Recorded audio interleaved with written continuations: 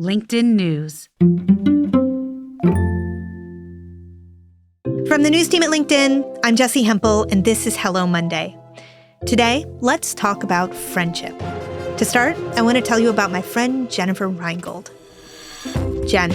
I met Jen when we both worked at Fortune. She's a few years older than me. For 7 years, our offices shared a wall. She really helped me. I was so new at reporting when I showed up. She shared her contacts with me, and she had this thing where she'd get right up in my face and be like, "Why are you even doing that?" She wasn't afraid to do that to anyone. It's what made her such a good reporter. But what I remember is actually how many times she dropped in that chair across from me at my desk while I cried after breakups or after my stepfather died, or how we started going to the gym together at lunch, or we'd stop off for a drink with colleagues after a long day. Jen could literally convince anyone to stay for just one more until it was suddenly 10 o'clock and you knew that you would regret it the next day. Jen's a work friend, but of course she's so much more than that. She's a friend. Why do we do that? Why do we add the qualifier work? It's as if these friendships are somehow less important than, I don't know, home friends, school friends, church friends. As a kid, I made new friends all the time. But now it's just so much harder. I have 2,300 friends on Facebook, no joke. But sometimes I'm just not sure who to call if I'm feeling lonely or down. It's like I've fallen out of touch. Relationships take time, and I spend most of mine managing family stuff. The rest of it is spent at work. Which is why I think work friendships aren't extra, they're everything. But here's the thing. We're not talking about them much in 2023. We're coming off years of social isolation, thanks to the pandemic. A lot of us have some sort of hybrid arrangement, and our time with our colleagues happens over screens. And then there are these waves of layoffs that are just restructuring everything right now and leaving a lot of us feeling like the people around us could just disappear. So that's why I reached out to today's guest. Because of the impact that these relationships with our colleagues have to shape our life, to influence our satisfaction and our happiness and our overall sense of well-being, I think it's a little bit risky to ignore the power that the relationships we have with colleagues have around feeling well-being, connection, and a sense of community even. That's Kat Vellos. In early 2020, right before the pandemic, Kat published a book called We Should Get Together: The Secret to Cultivating Better Friendships. Kat also hosts online friend matchmaking events called Here to Make Friends. Today, we're going to talk about how friendships work in adulthood. We'll get into what we owe our friends and how reciprocity should work. She'll offer some approaches to cultivating new friends, especially when there's a screen between us. And we'll also discuss how social media can complicate everything. Here's Kat.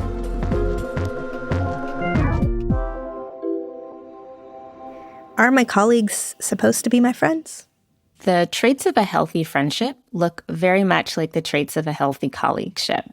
So in both situations, hopefully you have mutual enthusiasm for each other, you have trust, hopefully, with each other, there's a sense of camaraderie with each other, investing in each other's success and growth, having honest conversations, like all of these things are hopefully present in both your workplace relationships and your friendships. And certainly the types of conversations you might have will vary. Typically, they'll be a lot more personal or more intimate with friends. But some of the adults that have talked to me about their friendships say that their workplace is the source of their closest friends in life. And often when they even leave the company or their friend leaves the company, they keep that friendship going because it has become such an integral part of their life and they become so close. And I myself have made some of my best friends at work over the years and held on to them for many, many more years than the time we spent at that company.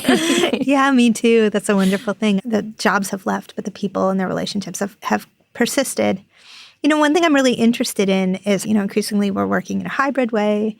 We may have a screen that mediates the space between us. But is there a sort of how-to for how we turn relationships, particularly if we've come to each other for the first time in a hybrid environment, into friendships? Uh-huh.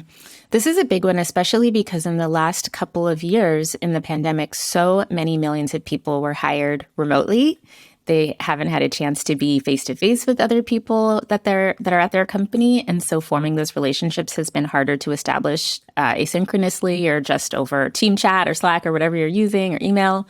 And so making that leap from someone you know to someone that feels like a friend or a colleague to someone who then feels like a close friend can be tough. And it really does take intention.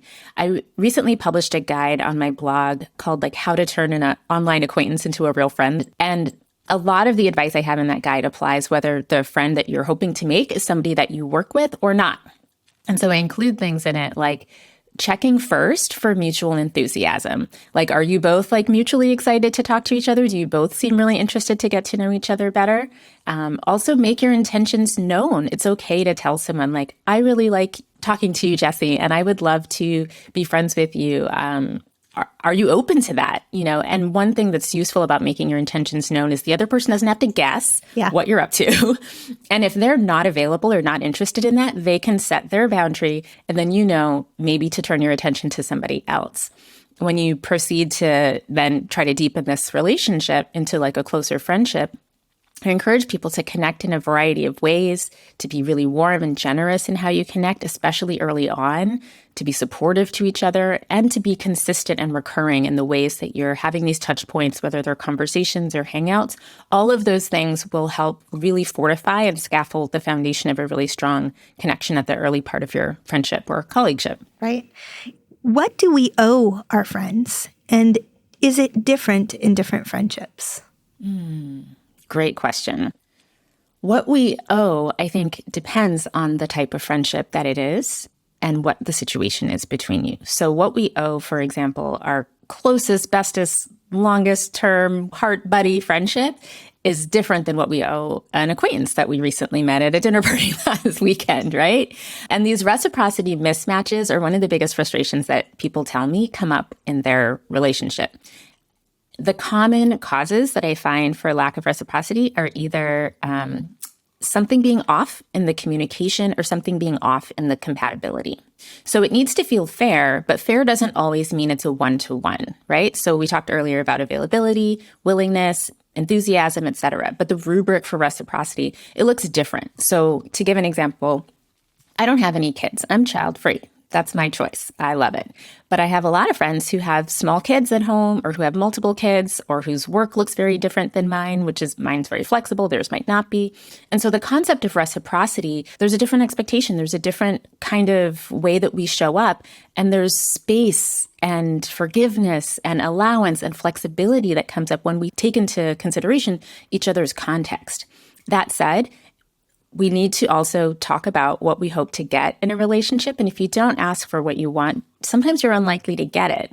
And so there's nothing wrong with speaking up and share like the wish list of what friendship looks like for you and ask your friend what the wish list for friendship would look like for them. And often you will hear things that you couldn't have guessed, just like when you get someone's real like wish list at gift time. And also you get to share things that you would really love to experience in your friendship that they might never have guessed either. Sure. Yeah. That makes a lot of sense. But as you're talking, I'm thinking about all the verbalization that goes into this approach to friendship. If you don't want to verbalize it, you can also do it with action and then ask them, how was that for you? Like, what did you think about that? Or invite them to do something that's different and gauge their response. Are they like, no? Or are they like, oh my God, yes. Well, I think one thing that comes up for folks in adulthood, particularly if you've moved to a new place, or if because of the pandemic you live in New York and everybody else you know moved away, it can be hard to figure out what the on-ramp is to new friends. And I wonder if you might have some guidance on that. Yes, actually, my entire TEDx talk is about this, and it's about the power of a simple invitation. And I put simple, we can think of it kind of in quotes. It's simple in that it can be short, it can be just 2 sentences, but it's not simple because it requires courage and risk-taking and the willingness to put yourself out there and sometimes be disappointed. It doesn't always work. But when we craft a very inviting and warm invitation to connection, that is the thing that takes it from, oh, I like these people at Kat Vellos to like, oh my God, now they're a part of my life and we're integrated to each other's lives in a more meaningful way. And having the courage to craft an invitation and extend it being willing to hear any answer, whether it's yes, maybe no, not right now, in 2 months, whatever. That is the thing that takes you from feeling like, well, I can't get out of the box that I'm in right now, but I want this bigger experience. And the only way to get it is to invite people to create it with me. Yeah. And the other thing I'll tell you, as someone who's organized hundreds of workshops and gatherings and events and parties and different things, is sometimes it's also a numbers game. Like when you have a meetup and you invite people and 30 people RSVP, be prepared for 50% of them to show up on a good day, because people change their mind, their schedules change, life is unpredictable. Things will happen that prevent 100% yeses all the time, and you just need to be prepared for that. It's not about you. Yeah. Well, there's also a way that, the moment that we live in means that for many people, particularly anybody my age and younger, we've kind of fossilized our friendships as we've moved through the world. Anybody we've ever picked up is added to our Facebook friends portfolio or LinkedIn connection, whatever it is, and continues. Yes. And when my parents' day and age, they'd be friends with someone and then we'd move away and that person would fade away, and maybe 20 years later, they'd run into each other or have a phone call, and it would be so nice to reconnect.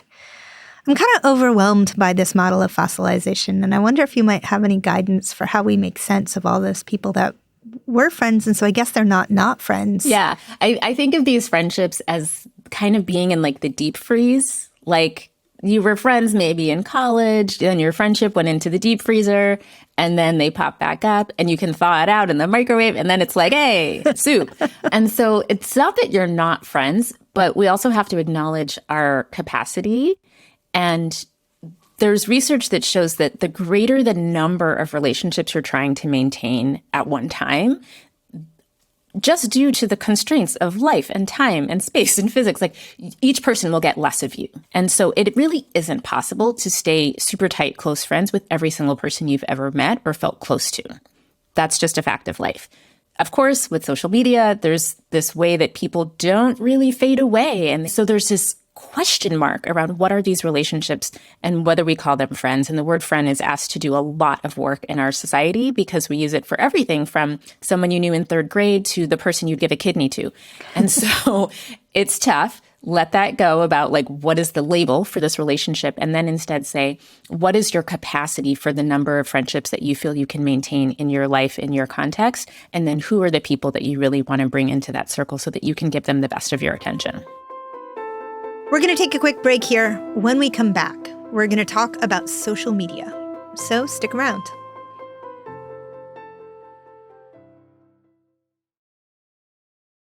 And we're back.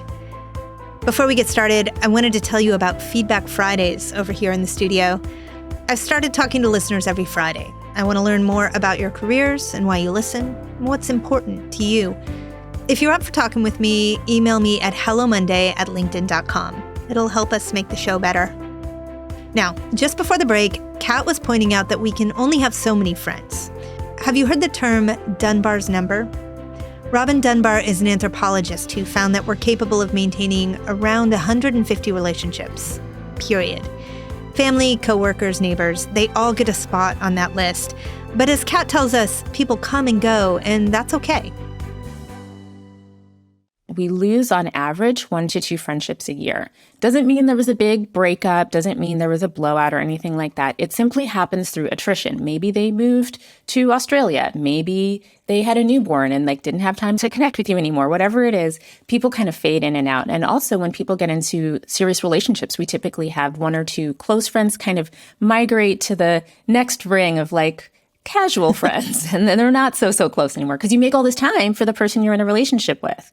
And so knowing that there's this general number of all the people that you know is around 150, think about it not as one big giant circle where all 150 are equal in terms of their closeness. There's 5 super close, there's 15 casual. It really is rings that add up to about 150. Dunbar's number makes sense if you consider that throughout most of history, when we were hunter-gatherer tribes of people wandering nomadically across the earth, we didn't really even ever see more than 150 people in an entire lifetime. In the early days of social media, I remember talking with founders of companies like Path and Facebook about whether we could somehow game that number. It turns out we can't. We have every kind of social media. We have every kind of way of staying in touch with other people or connected to them, even if it's extremely tenuous and like all you are nodding acquaintances after a while. When I first joined Facebook ages and ages ago, I tried to be like very particular with myself of like only having 100 friends. And if I added somebody, it meant that I needed to remove somebody because it's like I can only give attention to how many people, right? And I would also do this thing where when I met somebody new, like say at a potluck or a dinner party, and at the end it's like, oh my God, I love talking to you. Do you want to be friends? We should keep in touch. Yeah. And they'd be like, what's your Facebook? And I would be like, no. I was like, I really want to be friends with you, so I'm actually not going to add you on social. I'm going to give you my phone number. And if you want to hang out, text me or call me. Because what would happen is as soon as I became friends on social media with somebody, we would default to interacting with each other's posts online instead of meeting up face to face. OMG here, that is me. Like that awesome woman I met on vacation last year. Started following her on Instagram. A year later, I'm still liking photos of her toddler's birthday party, but I've never even called her or emailed. And what I wanted was to say, if you want to find me, it's going to be in the real world. Let's make that happen, not just slide into this very passive way of having parasocial relationships with each other through the internet. Okay, that sounds so wise. And also, you put it in the past tense. So how did it work for you? What did you learn? Yeah. It worked great. I did it for a number of years. And eventually I reached a point, I think after another move to another city, I was like, well, it's just going to be more efficient to be able to like be online with each other or to be able to like invite people to an event, especially in my work now. I need to be able to broadcast stuff about my work, particularly around friendship. And that's just going to need to be to more than 100 people at a time. So yes, that's part of the reason why it's past tense. So is that how social works for you, Kat? Mostly. Yeah, mostly. Yeah, particularly like my Instagram is about my work. LinkedIn is about work, right? Twitter was kind of my water cooler for like not just work, but like other random things. Like, does anybody have a cabbage recipe? It was the casual space and the kind of work talk too. I had a lot of awesome colleagues I loved connecting with professionally on Twitter, but it was also just like a playground to just like share jokes and stuff. Yeah. So yeah, I mostly go on social media personally for like to laugh.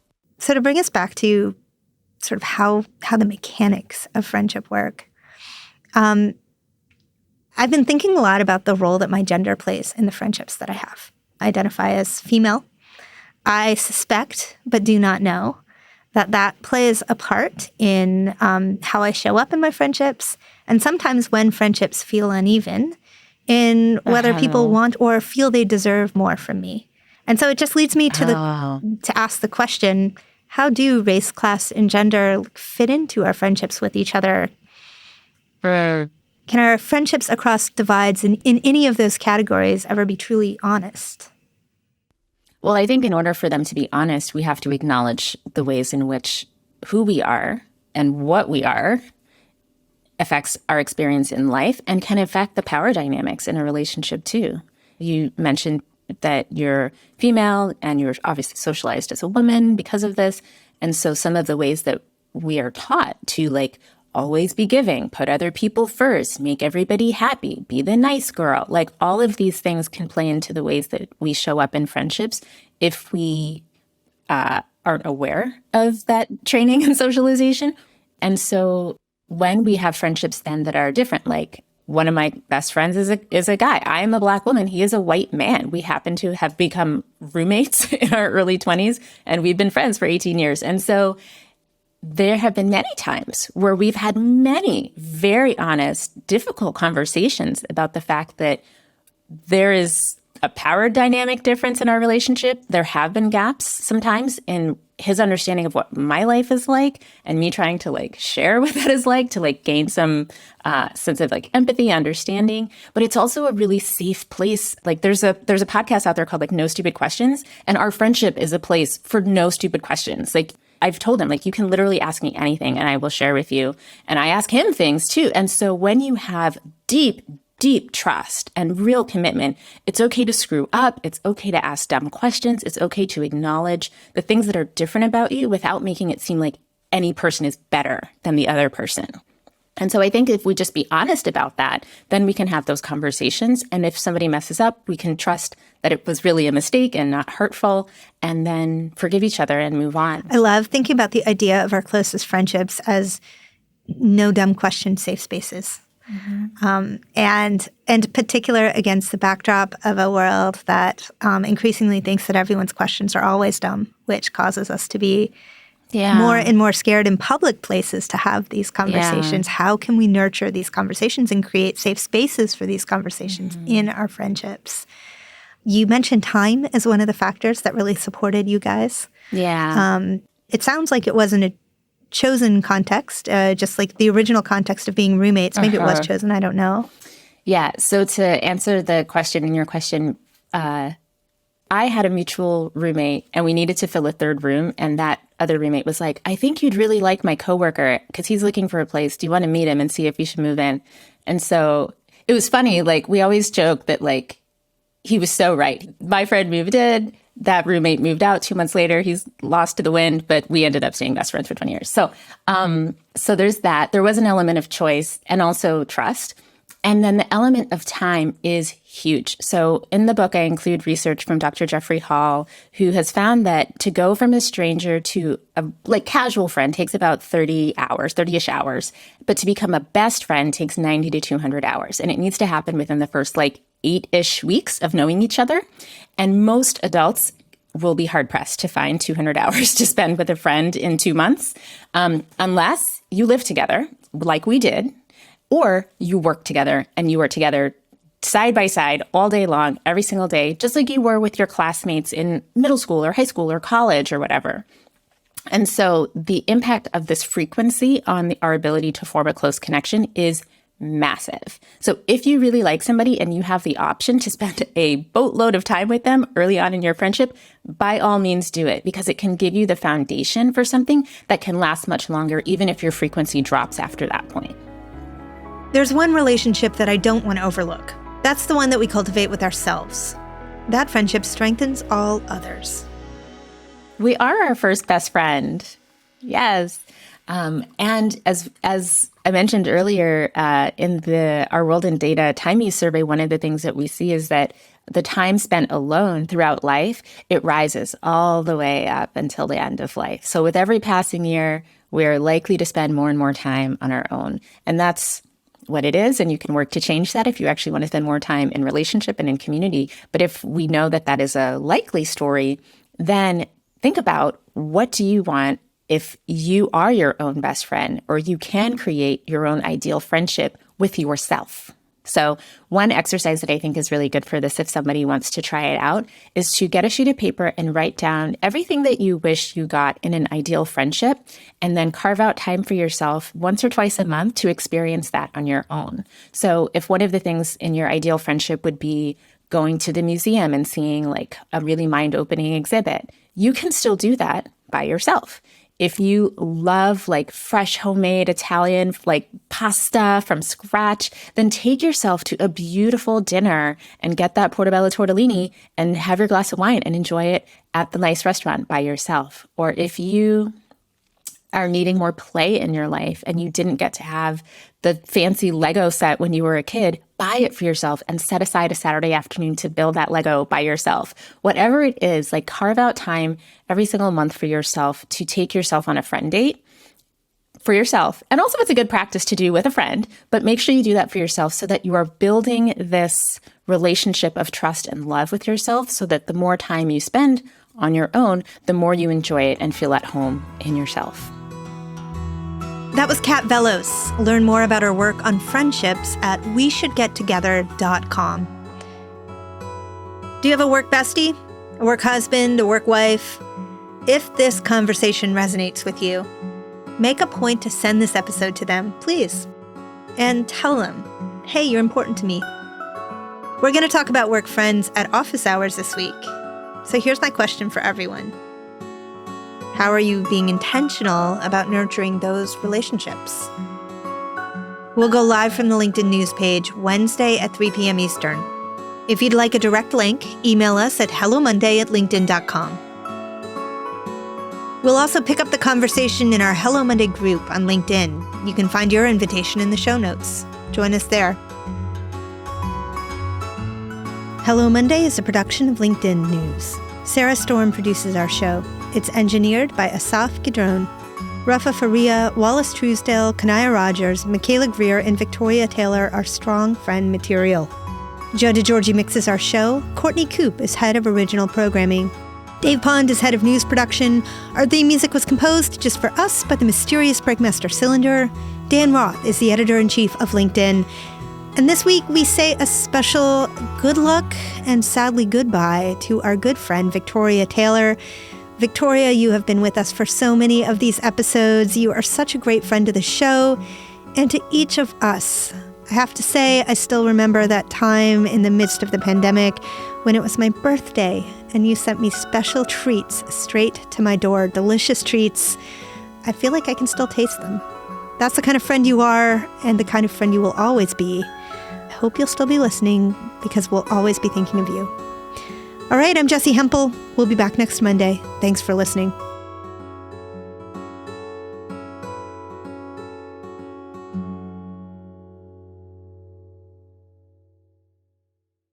Hey, Jen. Yeah? So I just recorded a podcast and we just made the episode and it's running next week and it is on work friendship. And I ended up opening the podcast by talking about how important it was to me to sit next to you while I was at Fortune. Oh. So I don't even have a question for you. I just wanted to call you and tell you that because it's been too long since we've talked. And I spent an entire half an hour telling everybody how important work friendships are and how they're not work friendships, they're friendships. And then I thought, I haven't talked to you for a bit. And you're important to me. So that's it. Wow.